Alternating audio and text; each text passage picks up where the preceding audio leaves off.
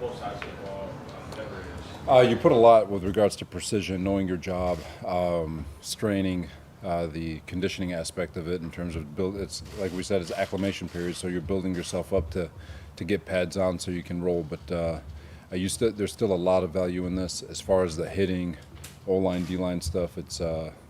We'll wait for pads.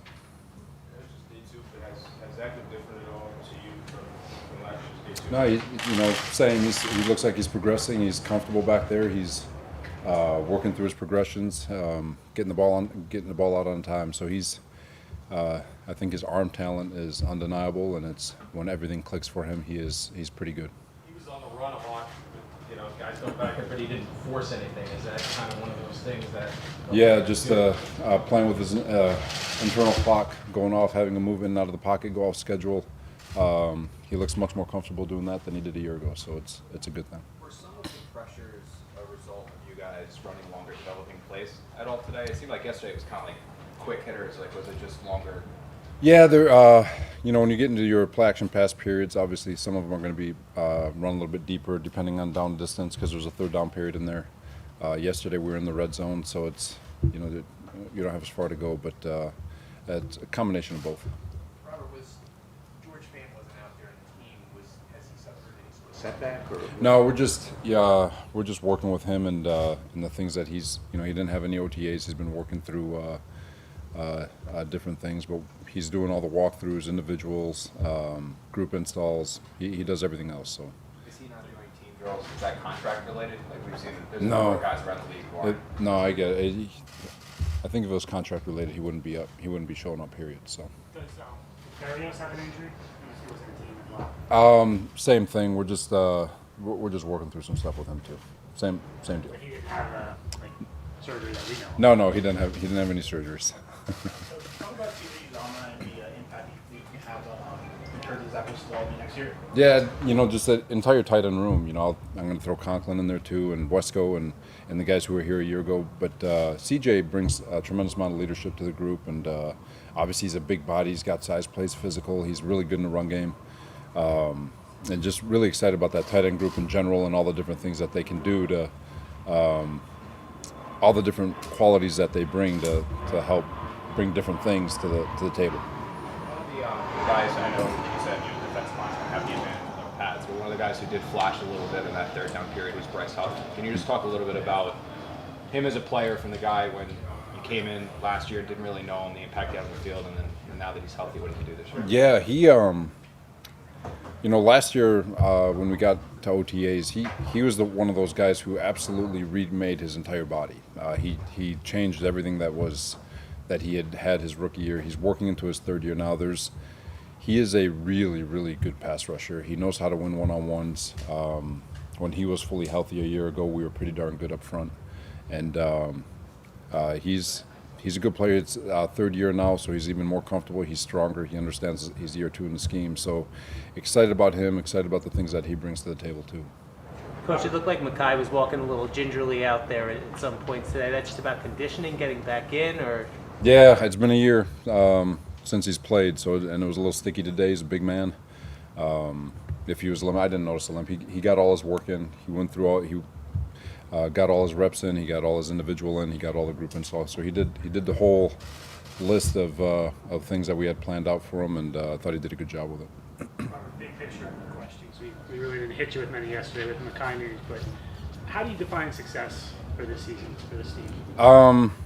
It goes back to, I'm sorry to be cliche on you here, buddy, but I think obviously every team has goals. Everyone knows the Super Bowl is everything, right? Playoffs, winning football games, Super Bowls. We all get that. I think that's that's obvious. If that's not part of your overall long-term goal, then what are you here for? But you have to be disciplined enough to bring it back to what gets you to those moments, and what gets you to the moments is the everyday process. Staying focused on the things that you've got full control over, dominate your moments, go to bed better than when you woke up, and if you do that, you'll trust the results that happen. And so really the things that we talk about from a success standpoint, I'll leave it all for you guys to judge. But for us, it's about dominating the day, getting better every day, and finding ways to get better every day. So. A few players recent weeks, and he's talked about playoffs. CJ was quoted by a paper in Alabama saying it's a realistic goal. I think Braxton did a radio interview where he said the season's a failure if you don't make the playoffs. I mean, how do you kind of view that kind of talk? It's the same thing. Like back in 1993, I know it's high school. We won the state championship, right? And in football, and part of our battle cry was "Dream it, believe it, achieve it." Teams were calling it, the opposing team was calling us the Anaheim Mighty Ducks. Just making fun of us. And so we had this big thing: dream it, believe it, achieve it. And I do believe. I think great things happen when you dream, but at the same time, you've got to have the discipline to reel it back and understand how that dream comes to fruition. What is your daily process? How are you making that thing happen? What are you doing in the moment to make your dreams come true? And guys like them understand the process. They understand what it takes. They've been on teams that have had a lot of success, especially CJ. So I'm not too worried about them talking as long as they know how to bring it back, and I think they do. Robert, with that being said, how do you view Zach taking off out of the pocket today in terms of getting reps in camp and taking a shot, right? Is it practice, so you play that way, or is it, hey, we need reps for the wide receivers, the cornerbacks as well too? Well, it's a good question. When he's going off schedule, the timing of the play is over, so everyone's actually gotten the rep, and now he's working off schedule. So now there's the second play. The second play within the, and I've said it before, there is no defense for a second play when the ball's snapped. That's why guys like Josh Allen and Patrick Mahomes and Russell Wilson and all those great off-schedule quarterbacks are so hard to defend, because you defend a play within rhythm, and then after that it becomes street ball. And if you have the ability to do both, like those guys do, you become a very dangerous individual. So getting the practice and going off schedule is the receivers tying into Zach's movements and which way he's when he exits left, exits right, exits through the middle. It's whenever he exits the pocket and goes off schedule, there is a play within that, and coordinating that, there is a coordination to it. And so it's so to answer your question, everyone's still getting a lot of work when he does go off schedule. Take a couple more. You obviously upgraded the receiver room, but what does it mean to have Corey back? What is he bringing for you guys? Veteran leadership. Him and Braxton. They're two veterans. They do things the right way. It's a very young group that we have over there with the receiving core, but to have him back and he's in such a good mental headspace right now. His body feels good. He feels good, I'm excited for him, because you say what you want about his season last year. I think he has got a tremendous mindset to attack this season and try to maximize everything he's got. What's been your impression of Breece Hall so far? Looking like a nice one-handed catch today. Trying to be a smart excuse me. No, he's good. He's very smart. Obviously, he's a rookie, so there's things that he's still learning with regards to practice habits and developing a mindset to score every single time he touches the ball, and I think that'll come quick. I think it's natural to him, but he's a good young man. He's very smart, and I'm excited for Pads to come on from a physicality standpoint to see where he's at there, but so far so good. With the way the rules are these days, and you guys scaling things back even, how difficult now is it compared to when you first started to develop the run game, run defense, just to kind of get that worked through here before the season?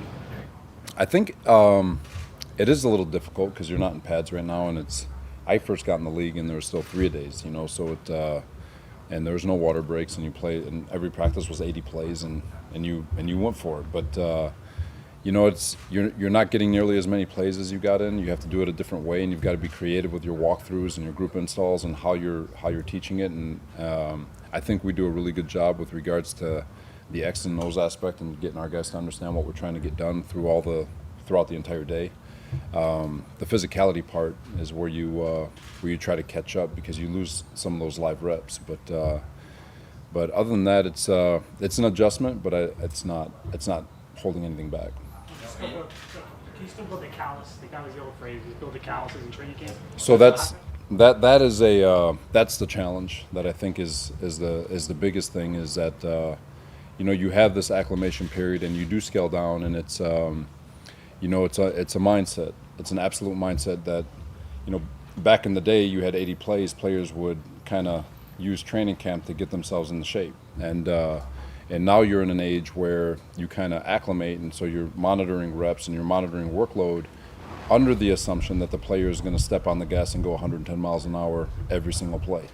And so it's a coordination between player and organization in terms of you trust us with the load, but we've got to trust that you're on the gas every play, and you've got that mindset to give yourself and to push yourself further than you're willing to go. And feel like our guys do a really good job with that. We're very young, got a lot of energy, and feel like guys are pushing the best way they can.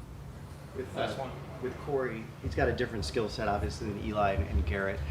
Does having guys who are that explosive out there, can that make what he does maybe a little bit more valuable to the offense, or make things easier for him, having two guys who are that explosive? Yeah, he's a big body, and he's with our offense, we line up everywhere. Mike does a really good job. Him and his staff do a really good job of trying to move guys around to make sure they create mismatches, and his ability to do all the different things that we ask him to do is really a benefit. But if you have a bunch of guys who have the same skill set, there's really no point in moving guys, right? They're all the same. But to have a big guy and then shifty guys and the different variety that we have at receiver allows Mike and his staff the creativity to kind of move guys around. So having his skill set, obviously, it is a bonus. Thank you. All right, thanks everybody.